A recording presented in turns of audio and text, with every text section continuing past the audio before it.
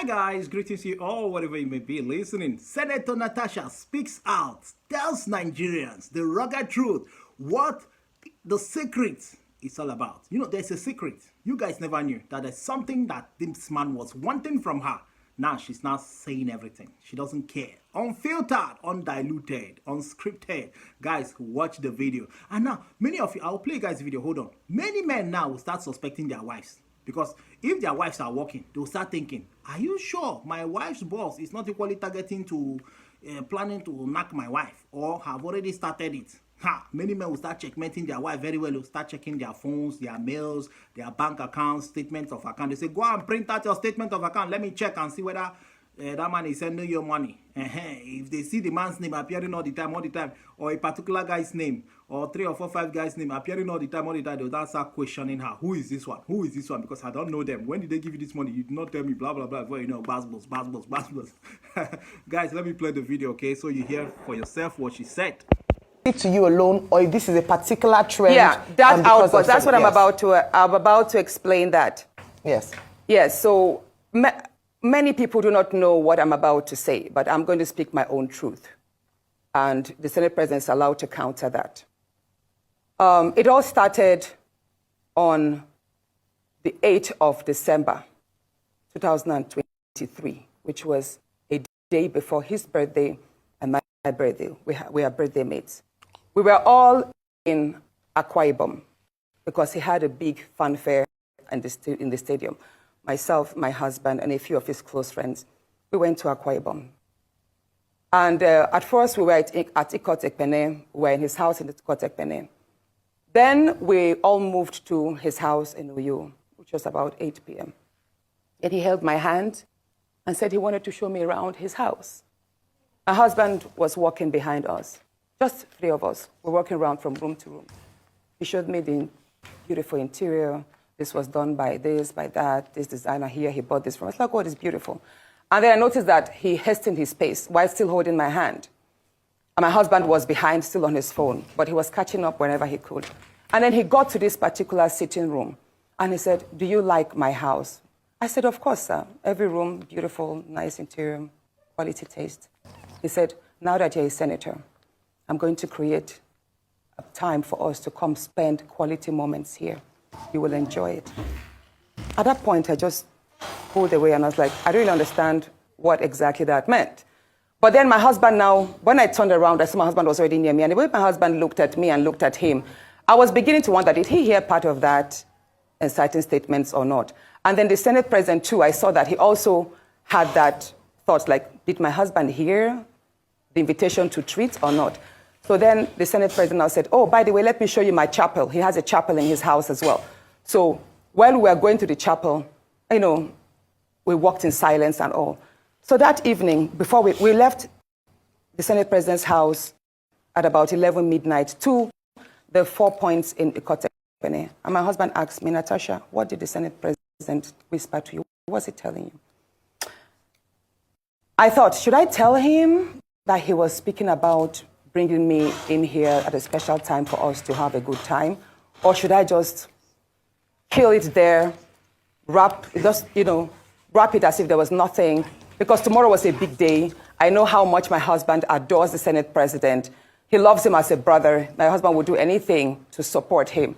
So I told my husband, nothing. I can't remember what I created, but I just gave him some words to manage, to mask what was said. When we laid in bed, I lay to my right, and my husband wrapped his arms around me, and he said, my love, you know you can't tell me anything. What did the Senate President tell you? Again, I was like, don't you believe me? I said, nothing. Nothing. Moreover, it's my birthday in a few minutes. Let's just be happy.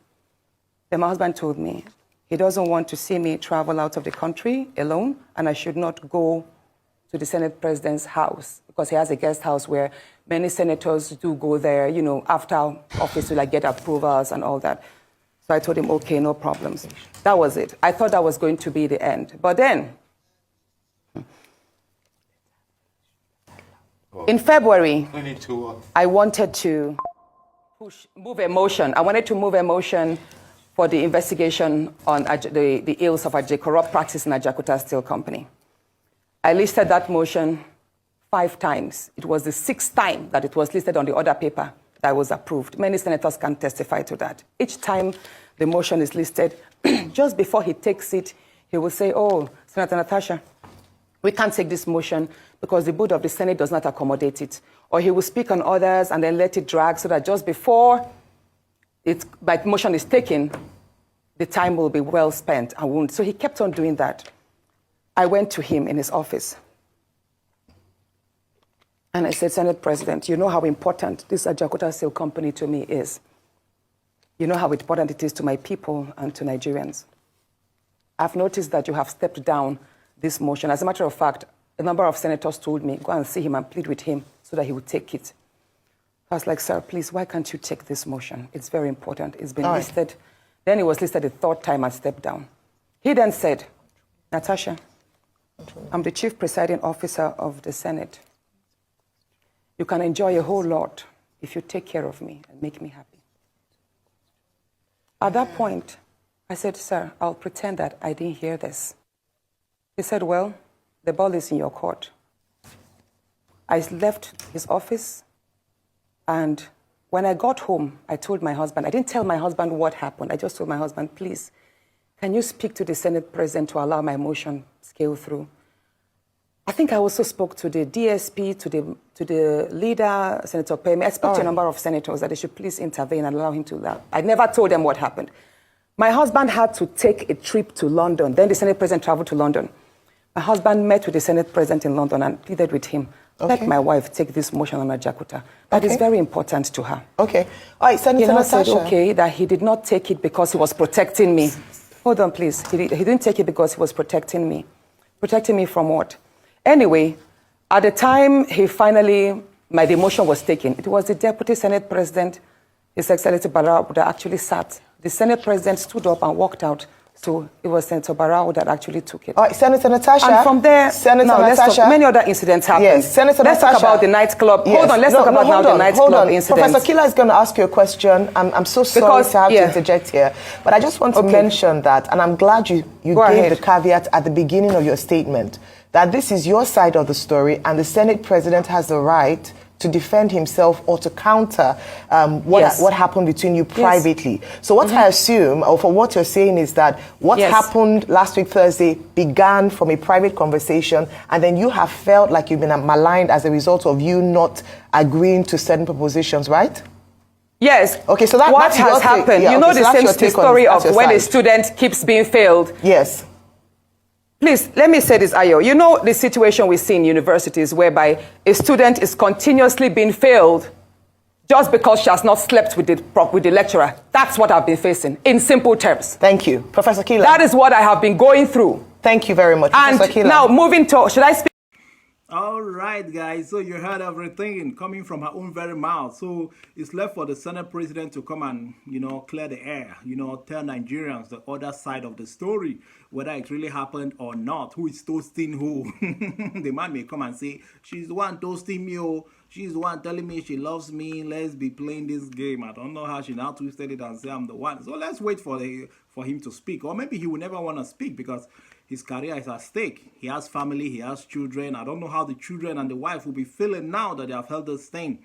It's disgraceful if that really happened, So the thing is this, checkmate your partners, men, women, married people, single people that are in relationship. Keep checkmating your partners because you never can tell if that person that your woman keeps saying, your girl keeps saying, is just a friend, my colleague at work, my boss.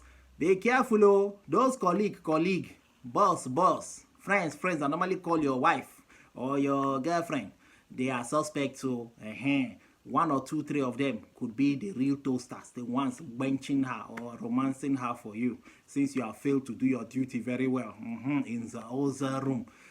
So be careful. Satisfy your partner very well. Care for your partner very well. These kind of things will never result. Your woman or your man will always be faithful to you and loyal to you, because you can tell. Imagine that this Natasha lady, the senator, imagine that her husband is one useless man who doesn't care for her, take good care of her, love her, provide for her.